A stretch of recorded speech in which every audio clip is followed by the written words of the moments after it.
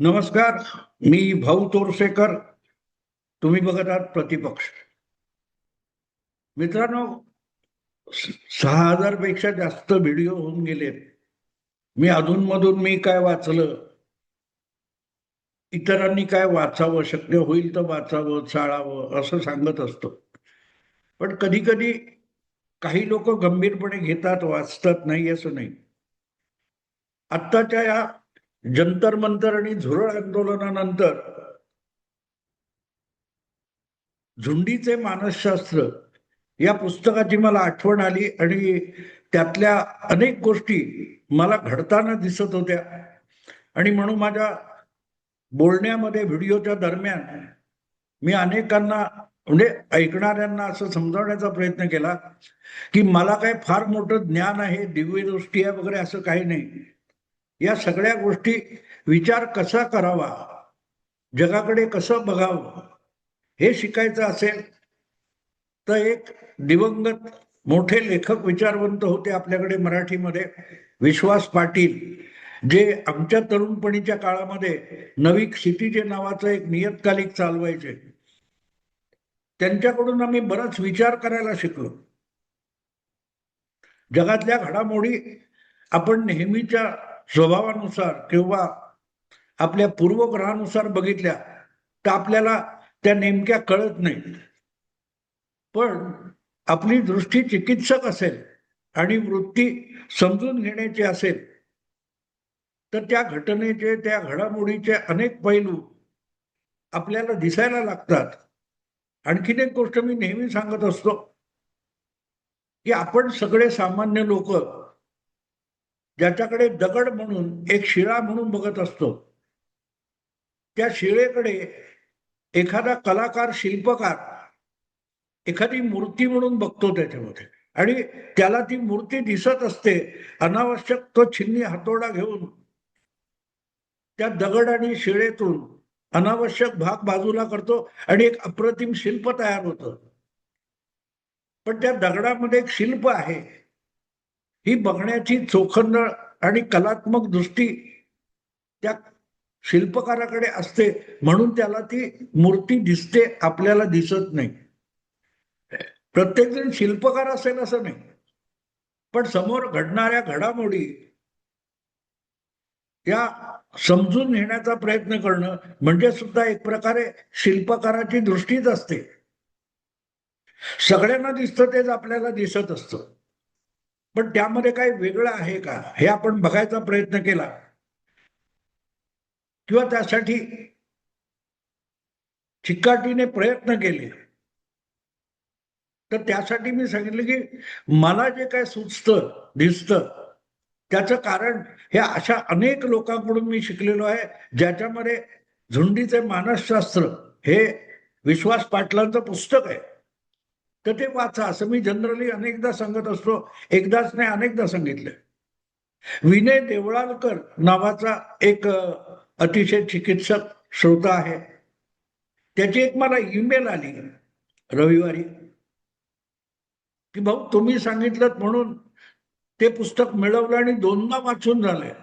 पहिल्यांदा वाचलं तेव्हा ते डोक्यावरून गेलं, दुसऱ्यांदा वाचलं तेव्हा थोडंफार कळायला लागलं.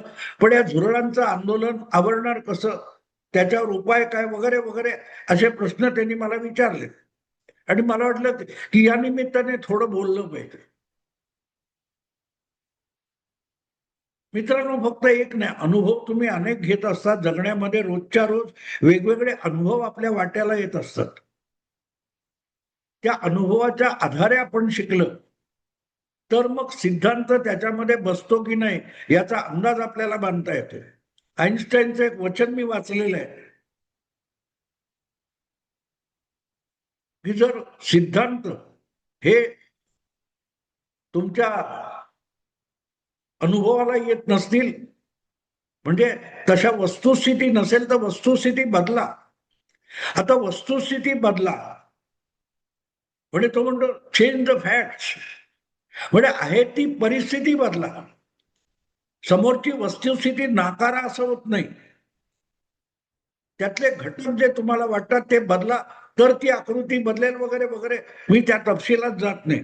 पण देवळालकर, विनय देवळालकर यांनी जे मला आवाहन केलं की या निमित्ताने याच्यावर काय उपाय असू शकतो. मित्रांनो, परिस्थिती बदलावी, परिवर्तन पाहिजे असं सगळ्यांना वाटत असतं. कालपर्यंत आयुष्य आज वेगळं असतं आणि ते थोडं तरी बदलावं अशी अपेक्षा असते. म्हणजे आम्ही जे लहानपणी शाळेत किंवा कुठे गेलो असो, वेगवेगळे अनुभव घेतलेत, त्यापासून आज आमूलाग्र परिस्थिती बदललेली आहे. उदाहरणार्थ मी पत्रकार झालो, तर पत्रकार झाल्यानंतर मी ज्या वेळेला सगळी म्हणे मराठी दैनिक काय इंग्लिश काय, आम्ही सगळे ज्या परिस्थितीत काम करत होतो, ज्या यंत्रणांचा साधनांचा उपयोग करून वर्तमानपत्र छापत होतो, तेव्हा खेड्यांचा टाईप होता किंवा फार फार तर मला वाटतं लायनो मोनो आलेला होता, अशी काहीतरी परिस्थिती 1970ची होती. आज तो खेड्याचा टाईप गेलेला आहे. म्हणजे मला आठवतं ना, आमच्या मराठामध्ये 40-45 कंपोजिटर होते. रात्री उशिरापर्यंत 2-2 वाजेपर्यंत ते काम चालायचं आणि एकदा ते काम संपलं की सकाळच्या पाळीला येणारे पहिले कंपोजिटर असायचे, ते कालचं सगळं ते खेडे असायचे, ते वेगवेगळे करून प्रत्येकाच्या आपल्या आपल्या कोण्यामध्ये खाण्यामध्ये टाकायचे आणि त्यानंतर 2-3 तासांनी परत आजच्या नव्या पेपरसाठी बातमीचा कंपोज सुरू व्हायचा. तिथपासून आम्ही आलोय. आजच्यासारखं नाही मेमरी आहे, सेव्ह करा वगैरे वगैरे वाटेल तेवढं आहे. पण तिथून आम्ही कुठपर्यंत आलो. कॉम्प्युटर ही कल्पना होती आम्हाला, आम्ही पत्रकार होतो तेव्हा, पण कॉम्प्युटर बघितला सुद्धा नव्हता. आज तो कॉम्प्युटर घरापर्यंत, पोरांपर्यंत, टोरांपर्यंत पोहोचलेला आहे. हा सगळा बदल झाला, पण तो अचानक झालेला नाही, हळूहळू करत झालेला आहे. पण तो बदल व्हावा असं आम्हालाही त्या काळात वाटत होतं. पण आम्हाला घाई नव्हती मित्रांनो, घाई नव्हती. म्हणजे मला आठवतं पहिल्यांदा जेव्हा आपल्याकडे या टीव्हीवर इतर मालिका दाखवायला सुरुवात झाली, तेव्हा प्रामुख्याने अमेरिकन किंवा युरोपमधल्या, ब्रिटन मधल्या मालिका आणून दाखवल्या जात होत्या.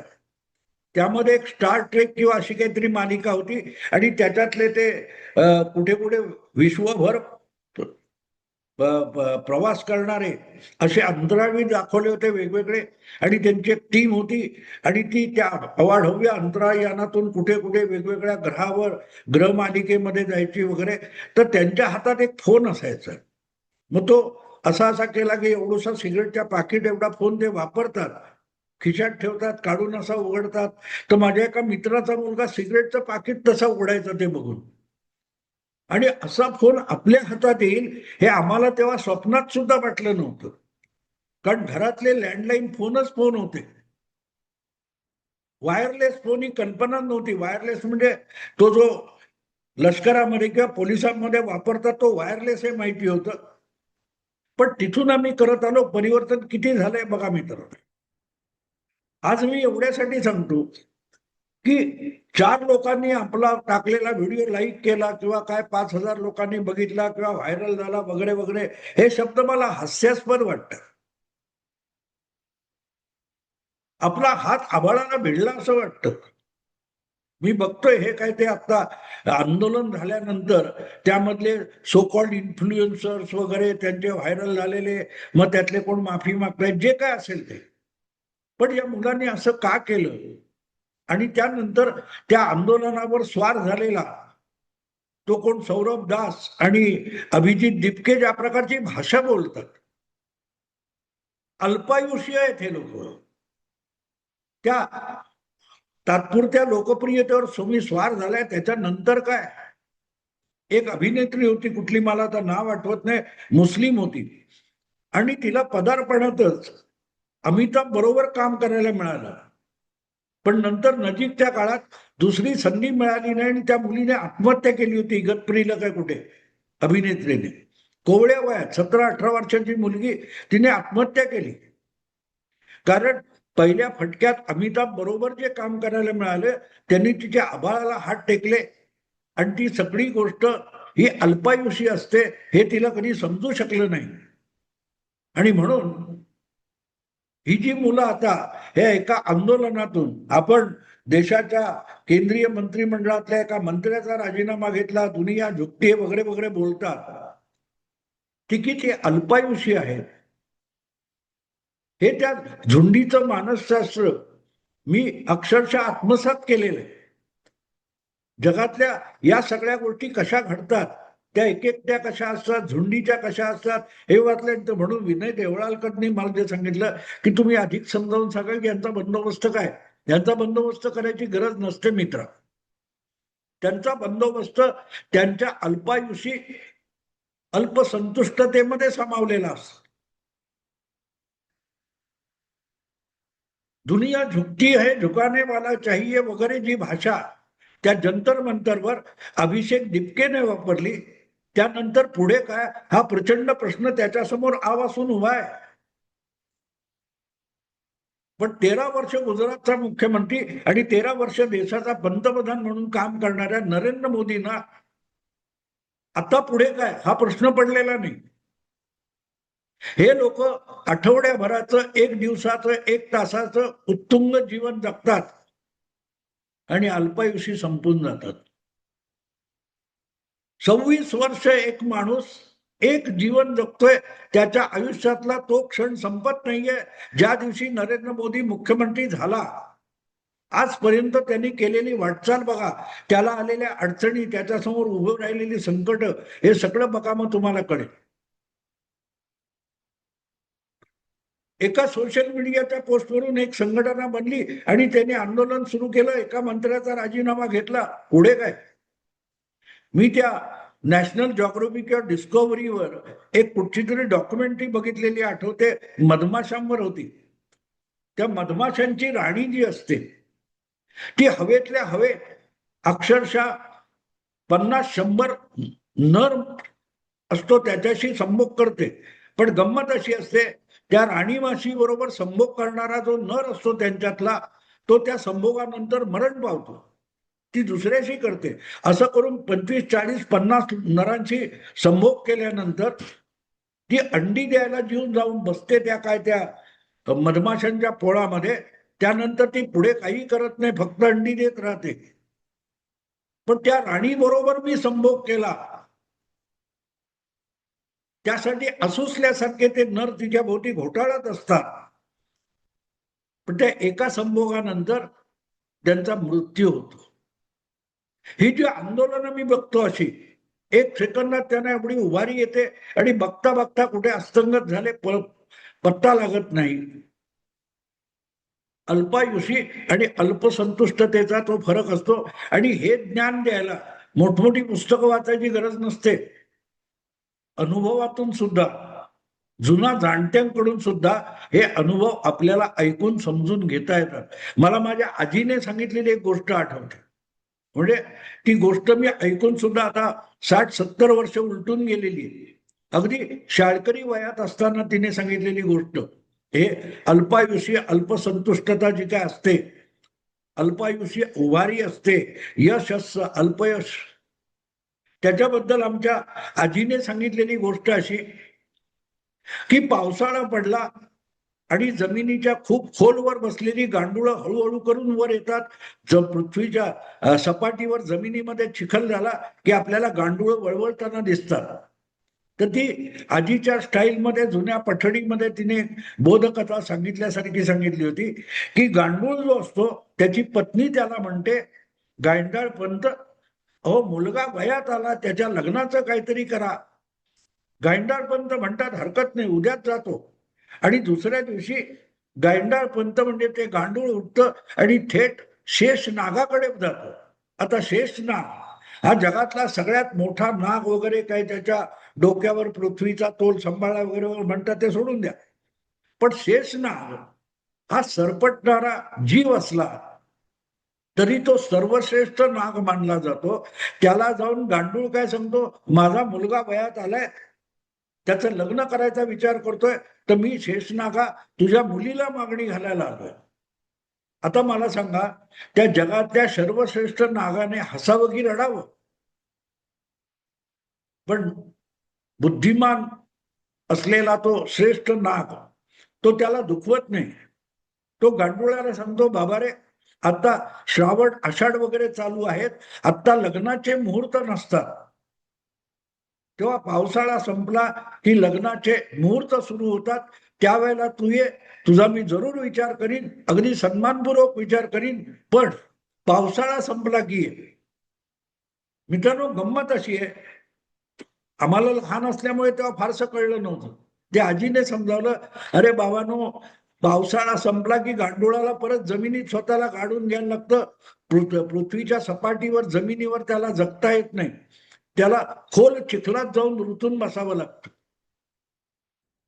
थोडक्यात ही अशी आंदोलनं जी असतात, त्यातलं यश असतं ते किती हंगामी आणि अल्पायुषी असतं, त्याचा साक्षात्कार माझ्या शाळेत कधीही न गेलेल्या, 4 पुस्तकं न वाचलेल्या आजीने मला समजावला होता. गायंडाळ पंथाची गोष्ट. हे जे आता बोलतात ना, दुनिया झुकती है, झुकाने वाला चाहिए. अरे आम्ही केंद्र सरकारच्या मंत्र्याचा राजीनामा घेतला. तुमचं आयुष्य किती झालंय बाळा? कधीतरी याचा विचार करा की जो माणूस गेली 26 वर्ष मुख्यमंत्री किंवा पंतप्रधान आहे देशाचा, एका राज्याचा किंवा संपूर्ण देशाचा प्रमुख म्हणून 26 वर्ष माणूस जो काम करतोय, ज्याला 1 मिनिट उसंत मिळालेली नाही, आणि मुख्यमंत्री झाल्याच्या पहिल्या दिवसापासून त्याची करिअर संपवायला देशातली सगळ्यातली सगळी मोठी मोठी सत्ता, त्यावेळेचं युपीए सरकार असो, देशातला संपूर्ण मीडिया असो, संपूर्ण बुद्धिजीवी डावा पंथ असो, जगभरचा मीडिया असो, परदेशात मोदींना आपल्या देशात येण्याची बंदी घालण्यात आली होती. त्यांचा असलेला टुरिस्ट व्हिसा तो सुद्धा रद्द केला गेला होता. तिथून हा माणूस संघर्ष करत करत करत देशाच्या बुद्धिजीवींनी ज्याला गुजरातचा मुख्यमंत्री म्हणून नालायक ठरवला होता, त्याने व्यक्ती म्हणून घेतला नाही. आपल्यावर अन्याय होते, आपल्यावर अन्याय होतं, मोदी रडत बसले नाही. वाटचाल करत करत 13 वर्ष इतकं यशस्वीरित्या गुजरात सरकार चालवलं की देशाच्या जनतेला वाटलं की याच्याकडे अख्ख्या देशाचा कारभार गेला पाहिजे. मला आठवतं 2012 मध्ये गुजरात विधानसभेची निवडणूक मोदींनी तिसऱ्यांदा जिंकली त्यांच्या नेतृत्वाखाली. त्यानंतर गुजरातमध्ये व्हायब्रंट गुजरात नावाचा कार्यक्रम होता. त्यामध्ये नवल टाटा, रतन टाटा आणि मुकेश अंबानी या देशातल्या 2 दिग्गज उद्योगपतींनी सांगितलं, याच्यासारखा माणूस देशाचा पंतप्रधान पाहिजे. आणि हळूहळू करत तो विषय देशाच्या कानाकोपऱ्यात असा फैलावत गेला की अवघ्या 2 वर्षात नरेंद्र मोदी, 1.5 वर्षात, अवघ्या 1.5 वर्षात नरेंद्र मोदी हे देशाचे पंतप्रधान झाले. 8 लोकसभा निवडणुकीनंतर या माणसाने स्वपक्षाला प्रचंड निर्विवाद सिंगल पार्टी बहुमत मिळवून दिलं आणि सत्तेवर आला. मुख्यमंत्री झाल्यापासून 26 वर्ष फक्त संकटांचा, प्रतिरोधाचा, प्रतिकाराचा सामना करत करत हा माणूस वाटचाल करतोय. 2 वर्षापूर्वी बहुमत गेलं. तिसऱ्या लोकसभा निवडणुकीत 300 वरून 240 वर आला. तरीही तो माणूस सरकार चालवतोय, तुमचे शिव्याशाप खातोय, पण आपलं काम चालू ठेवलेलं आहे. याला झुकवलं, त्याला मोडून काढलं, अशी अहंकाराची भाषा त्याच्याकडे कधीही नव्हती. 8 लोकसभा निवडणुकीनंतर सिंगल पार्टी मेजॉरिटी आणल्यानंतर मोदी म्हणाले होते, हा विजय माझा नाहीये. 4 पिढ्या माझ्या पक्षाचा कार्यकर्ता 4 पिढ्या राबलेला आहे. जेव्हा पक्षाला नाव नव्हतं तेव्हापासून पक्ष बनवण्यापासून सुरुवात करत करत 4 पिढ्या इथपर्यंत आल्या. जनसंघापासून भाजपपर्यंत आलं. त्या सगळ्यांचंही यश आहे. त्याला तुम्ही झुकवणार? अहंकारी माणसाला झुकवता. मोदी हा माणूस अहंकारी नाही, नाहीतर तो बोलला असता की मी वाजपेयींनी, अडवाणींना जमलं नाही, काँग्रेसला जमलं नाही, 8 लोकसभा निवडणुका ते मी करून दाखवलं, मी सिंगल पार्टी मेजॉरिटी आणली, हे बोलू शकत होते. मोदी बोलले नाही. त्यांनी ते श्रेय 4 पिढ्यांना दिलं. तेव्हा झुकवणार कोणाला तुम्ही? ज्याच्या शब्दकोशामध्ये अहंकार हा शब्द नाही, त्याला झुकवण्याच्या वल्गना करणारे किती अल्पायुषी आणि अल्पसंतुष्ट असतात हे तुम्हाला कळेल. पाऊस पडलाय, चिखल झालाय, गायंडळपंत बाहेर पडले आणि थेट शेषनागाच्या मुलीला मागणी घालायला गेले. त्यापेक्षा या झुरळांच्या आंदोलनानंतर सगळ्या कॅमेऱ्यांचा झोत ज्यांच्यावर आलाय, ती माणसं, ती तरुण मंडळी, ते जेनजी काय म्हणाल ते, झुरळापेक्षाही किती क्षुल्लक आहे ते कळतं. त्यांना भविष्य नसतं. हे अल्पायुषी असतात आणि अल्पसंतुष्ट असतात. त्याची साक्ष मिळते. त्यांचा बंदोबस्त करायची गरज नसते. त्यांच्या जन्माबरोबरच त्यांच्या बंदोबस्ताची सगळी व्यवस्था झालेली असते. ती व्यवस्थेमध्येच सामावलेली असते. कारण हे अल्पजीवी असतात, अल्पायुषी असतात आणि म्हणूनच अल्पसंतुष्ट सुद्धा असतात. त्यांचा बंदोबस्त इतर कोणी करायची गरज नाही. एक साधी जाता जाता गोष्ट सांगतो की मी कुठेतरी बघितलं होतं काय असं असलं ते नॅट जिओ वगैरे वगैरे, कॅनिबालिझम म्हणून एक काहीतरी मालिका होती डॉक्युमेंटरीची, आणि त्याच्यात त्यांनी दाखवलं होतं 50 झुरळं एका काचेच्या डब्यामध्ये कोंडून ठेवली होती. ती कोंडून ठेवलेली जी 50 झुरळं होती, ती शेवटी खायला काही नाही म्हणून एकमेकाला खायला लागतात, आपल्या बरोबरच्यांना खायला लागतात. आणि शेवटी एक काय 15-20 दिवसानंतर त्या काचेच्या डब्यामध्ये निरीक्षणासाठी ठेवलेला डबा आहे आणि त्याच्यामध्ये 2 का 3 झुरळं उरलेली दिसतात. त्या 2 की 3 झुरळांनी एकमेकांना खाऊन खाऊन आपला जीव तगवलेला असतो. इतके ते अल्पायुषी असतात. त्यांचा विनय सारख्याला, ज्यांनी मला हा विषय सांगितला करायला, त्याला मी आग्रह करीन, त्यांच्या बंदोबस्ताची गरज नसते. ते एकमेकाच्या जीवावर उठतात, एकमेकांच्या उरावर बसतात आणि एकमेकांना खाऊन जगतात, जगण्याचा प्रयत्न करतात, पण जगत नाहीत. कारण ते अल्पजीवी, अल्पायुषी आणि अल्पसंतुष्ट असतात आणि म्हणूनच त्यांना झुंडीत वावरावं लागतं. मित्रांनो, आता थांबतो. आवडलं लाईक करा, शेअर करा आणि प्रतिपक्षाला सबस्क्राईब करा. नमस्कार.